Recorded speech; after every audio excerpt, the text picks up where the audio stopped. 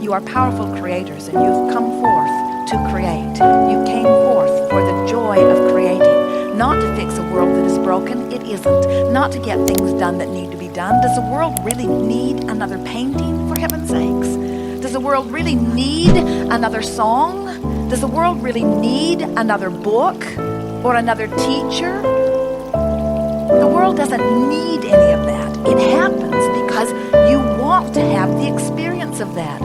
When you go on vacation, you plan your trip. I'm going to go to this city and this city and this city and this city and this city, you say, and then I'm going to come back home. You never look at your itinerary and say, well, let's see, there, and then finally home.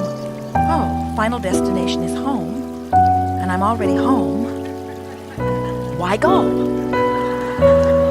I think I'll just check vacation off my list because clearly I have already accomplished it. And you don't go on the vacation to get it done. You go on the vacation for the fun along the way, for the stimulation, for the people that you will meet, for the potential of good feeling, for new awarenesses, for the living of life. And you didn't come into this physical body to get it done. You didn't come for marks on the chart. You came for the joy of the exposure to the experience. And you knew it would be joyful because then you knew that when you ask, it is given. So you said, I can go forth into any environment, and any environment will inspire me to an idea of something that I want. And then you said, and when the idea is born, I will become it immediately. Because from the non-physical perspective, you knew that you would become it immediately. There's just this one little buffer of time thing that humans have going on where there is a little lapse in time between the inception of something that you want and the realization of it, but that's only true if there is vibrational variance. In other words, you can get to the place where you can live on this brink of enthusiasm and appreciation and love, where you'll have an idea and it will manifest, and you'll have an idea and it will manifest, and you'll have an idea and it will manifest. But frankly, as we watch you, we think you like the pathos of it. We think you like the drama of it. We think you like launching rockets further out there. We think the contrast causes you to launch a really far rocket, and then you say, oh, I will really validate my experience by completing that. And we say, yes, or you could just get happier. In other words, quantum leaps don't usually work out very well. They're slower, and they have these backlashing qualities. But you can play it any way you want to because it is your life experience. You get to choose how much you torture yourself on your way to joy. You get to choose every bit of that. And if we were standing in your physical shoes, we would torture ourselves not ever. We wouldn't put up with anything that we do not like. But you have to really understand what we mean by that.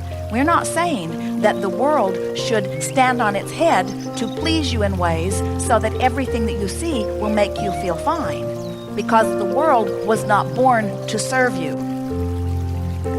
The components of the world were all born to serve themselves. You were born to serve you. And we want you, if someone were to ask you, like we are going to impertinently do right now, and what is your justification for life? How do you validate yourselves? We want you to say, I don't. I'm just here.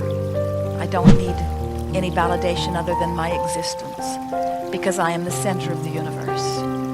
And when I think a thought, law of attraction responds to my thought. And when I practice it often until my thought is dominant, that's what a belief is, then all around me is evidence of my practiced thought. And if I ever want to know what my vibrational content is, all I have to do is look at what's manifesting in my experience. We call that post-manifestational awareness. It works, it's just a little messy.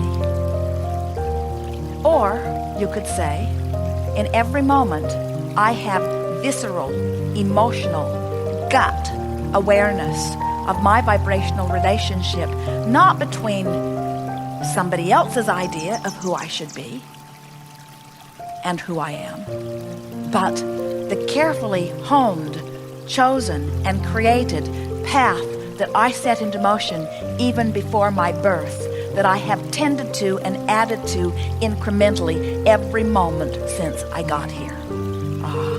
The vibrational escrow that waits for you. It is beauty beyond description.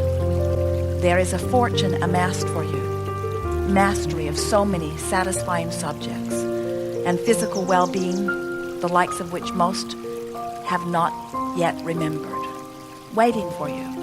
And all you have to do is chill out and stop pushing against what isn't working, and trust that step 3 will take care of itself if you will stop pushing against what is wrong.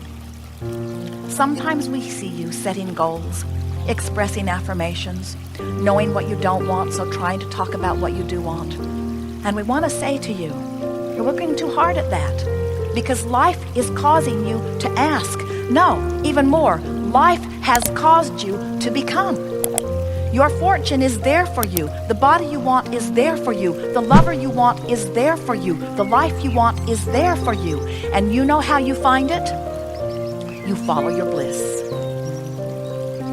Best words ever spoken. Joseph Campbell said, follow your bliss. And we say, good words, Joseph, but how about if you can't find bliss, then reach for frustration. And if you can't find frustration, then reach for anger. And if you can't find anger, then reach for revenge. Because one of those is going to hook you up. And how do you know you're moving toward what you want? You feel relief every time. You feel the releasing of resistance, and it always feels like relief.